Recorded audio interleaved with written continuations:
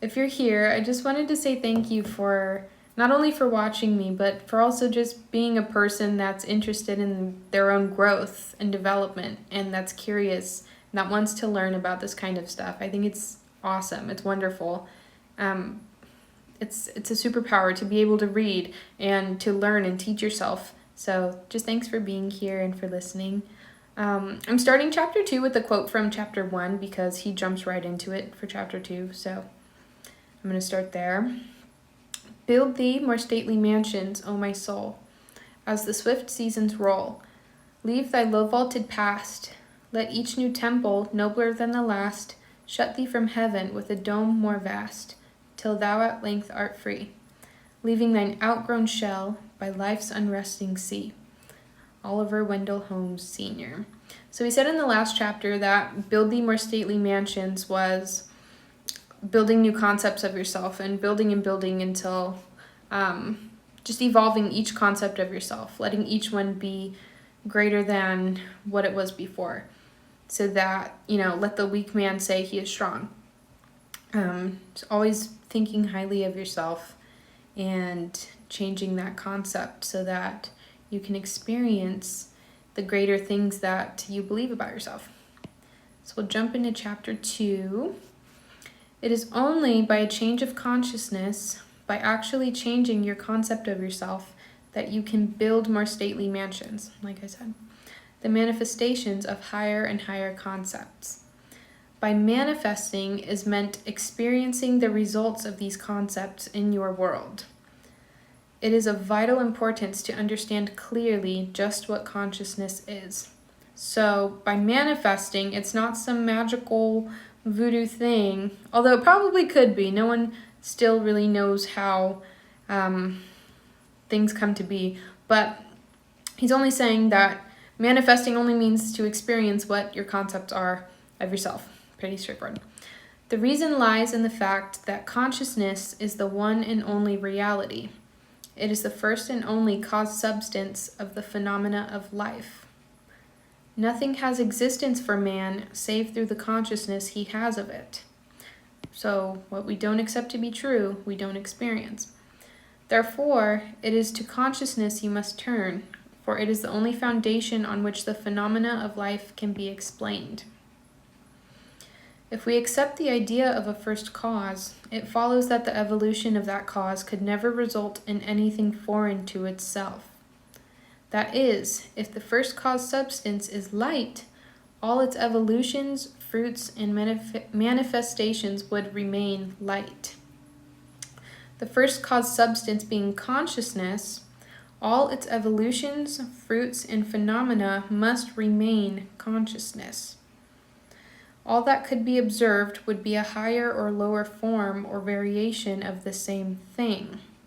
So everything that we experience, everything that you are aware of about yourself, every part of our human experience of being alive, it all comes from consciousness. Consciousness is the first cause substance. It's the thing that comes before knowing who you are, what your name is, what you've experienced, what you are experiencing now.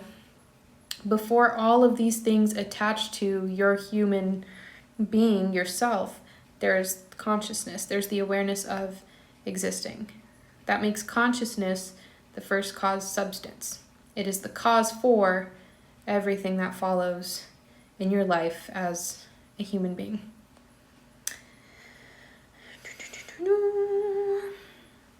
In other words, if your consciousness is the only reality, it must also be the only substance. Consequently, what appears to you as circumstances, conditions, and even material objects are really only the products of your own consciousness. Nature, then, as a thing or a complex of things external to your mind, must be rejected. You and your environment cannot be regarded as existing separately. You and your world are one. So everything that you experience is because of what is in your consciousness, what you believe. I made a video earlier today about living as a human in the third dimension. I sort of use my hands, so the first thing, the first dimension, cause substance, consciousness, awareness of existing, of being human, being alive. After that's established, then we start placing an identity on this human consciousness. That's where you get your name, your experiences, the things that you believe about yourself. And from these things comes the 3D reality, the external things that you experience, right? He's saying that this, your environment, your 3D reality, the external thing that you experience, is not separate from your consciousness. Without your consciousness, you don't have the identity or the, and he says environment, you don't have anything without your consciousness. So consciousness is the first cause substance, and you and your world, you and your world are not separate. You are one because it came from your consciousness. So, therefore, you must turn from the objective appearance of things to the subjective center of things, your consciousness, if you truly desire to know the cause of the phenomena of life, and how to use this knowledge to realize your fondest dreams. So consciousness is the cause of life, the cause substance. In the midst of the apparent contradictions, antagonisms, and contrasts of your life, there's only one principle at work, only your consciousness operating. Difference does not consist in variety of substance, but in variety of arrangement of the same cause substance, your consciousness. So in everything that you experience, good or bad, all the things that you believe about yourself, your consciousness is the only thing that's working, right? It's the cause substance. Everything that follows who you are and what you believe and what you are experiencing in the present moment, these are all a product of your consciousness. If you weren't aware of the fact that you were existing, you would have no awareness of yourself. You'd have no awareness, you'd have no power of choice. You'd have nothing. So all he's saying is that your consciousness is always at work. It's always the only thing that's operating and functioning, that's creating your reality, your consciousness. The world moves with motiveless necessity.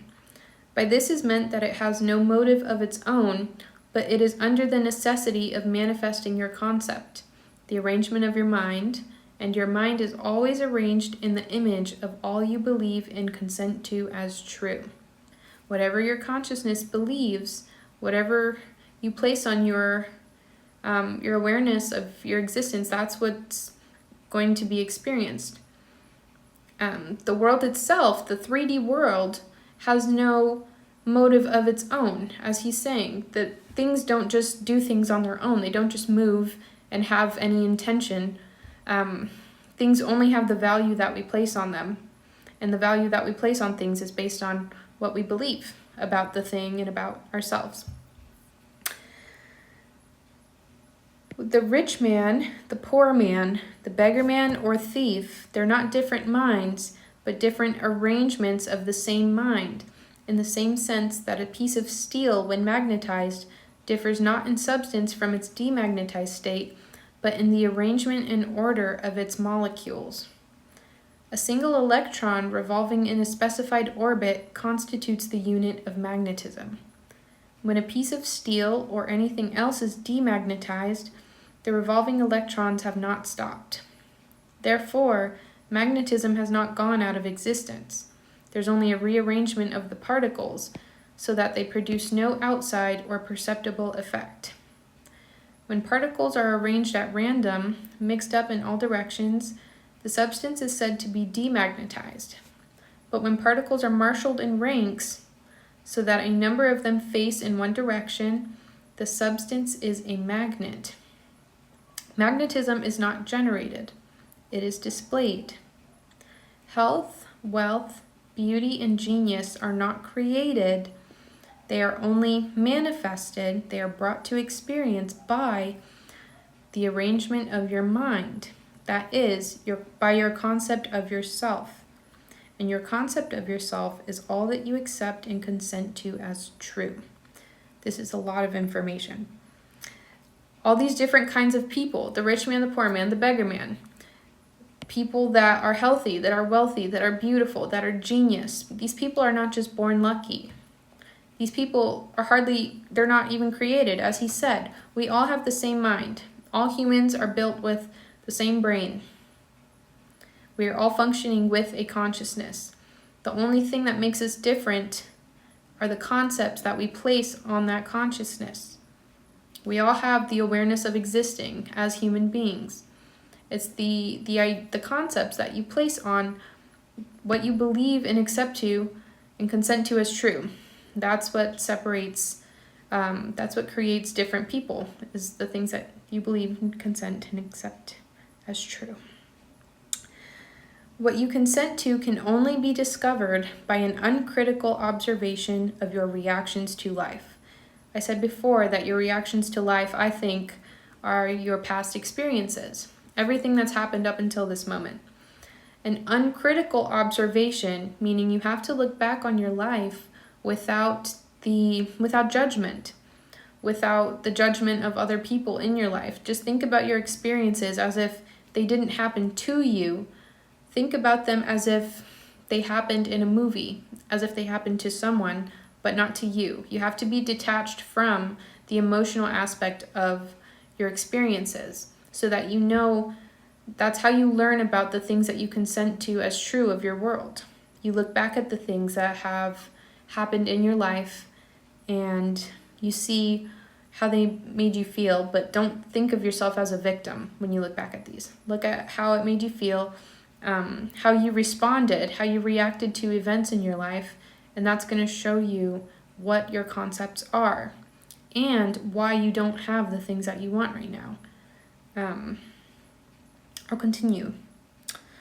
Your reactions reveal where you live psychologically, and where you live psychologically determines how you live here in the outer visible world. Okay, so everything that you experience is happening in your mind first. It's your consciousness that's determining what you experience. The importance of this in your daily life should be immediately apparent.